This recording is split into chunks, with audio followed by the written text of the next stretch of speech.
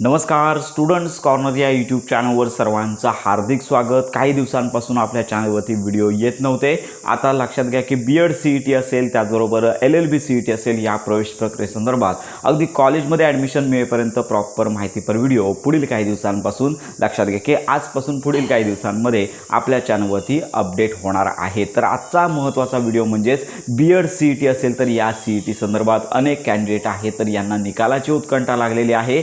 कधी आमचा सीईटी सेलचा मार्फत निकाल लागतोय याकडेच त्यांचं लक्ष लागून आहे। आपण सांगितलंच होतं की साधारणतः निकालाची प्रोसेस काय असेल, एका दिवसामध्ये हा निकाल लागत नाही आहे। सर्वात प्रथम विद्यार्थ्यांच्या लॉग इनमध्ये त्यांनी जे आन्सर दिले होते तर ती प्रश्नांसहित आन्सर की तुम्हाला मिळेल साधारणतः आता पुढील आठवड्यामध्ये, म्हणजेच एप्रिल महिन्याच्या एंडिंगपर्यंत ही जी पहिली प्रोसेस आहे ती होणार आहे। म्हणजेच पहिली तुम्हाला आन्सर की पाहायला मिळेल, त्याच्यानंतर तुम्ही 2 ते 3 दिवसांमध्ये जर काय उत्तरं चुकीची असतील तर त्या संदर्भात तुम्हाला पुराव्यानिशी आक्षेप नोंदवायचे आहेत आणि त्याच्यानंतर 2 ते 3 दिवस सीईटी सेलमार्फत पुन्हा जे आन्सर की प्रसिद्ध केली जाते याच्या अंतर्गत जे आक्षेप आलेले आहेत तर यांच्यावरती विचारविनिमय केला जातो। याच्यामध्ये आक्षेप जर खरे ठरले तर विद्यार्थ्यांना जे आहे ते मार्क सगळ्यांनाच दिले जातात। तर अशा प्रकारची प्रोसेस असते।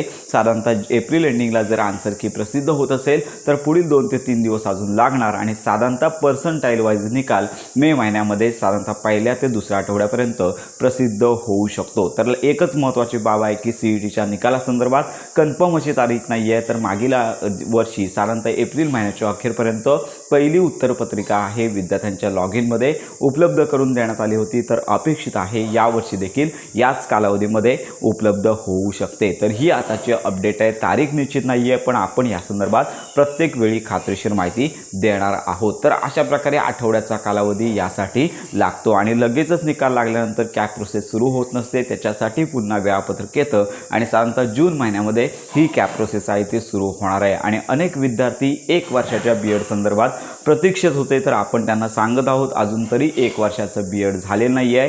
तुर्तास अजून तशी GR किंवा तशी सूचना आलेली नाही आहे। सध्या तरी हे जे बीएड आहे ते 2 वर्षांचंच असणार आहे। तर अशा प्रकारची ही महत्त्वाची माहिती सर्वांपर्यंत नक्की शेअर करा। आणि यामध्ये सगळ्यात महत्त्वाची बाब म्हणजे जे विद्यार्थी रिझर्व्ह कॅटेगरी अंतर्गत येतात तर त्यांनी लक्षात घ्या की लवकरात लवकर आवश्यक ती कागदपत्रे गोळा करायची आहे, जेणेकरून स्कॉलरशिप योजनेचा लाभ तुम्हाला घेता येणार आहे। तर अशा प्रकारे तुमच्या जर काही शंका असतील तर आपल्या व्हिडिओच्या कमेंट बॉक्समध्ये नक्की कळवा। यापुढे कॉलेजची लिस्ट कशी असते, कॉलेजची फी कशी असते, त्यानंतर विषय, मेथड, त्यानंतर कन्वर्जन सर्टिफिकेट, प्रॉपर माहितीपर व्हिडिओ आता पुढील काही दिवसांमध्ये अपडेट करण्यात येणार आहेत। त्यामुळे बीएड सीईटी अगदी रिझल्ट आणि कॉलेज ॲडमिशनपर्यंत प्रॉपर माहितीसाठी आपल्या स्टुडंट्स कॉर्नर या यूट्यूब चॅनलला लाईक, सबस्क्राईब आणि हाईप नक्की करा।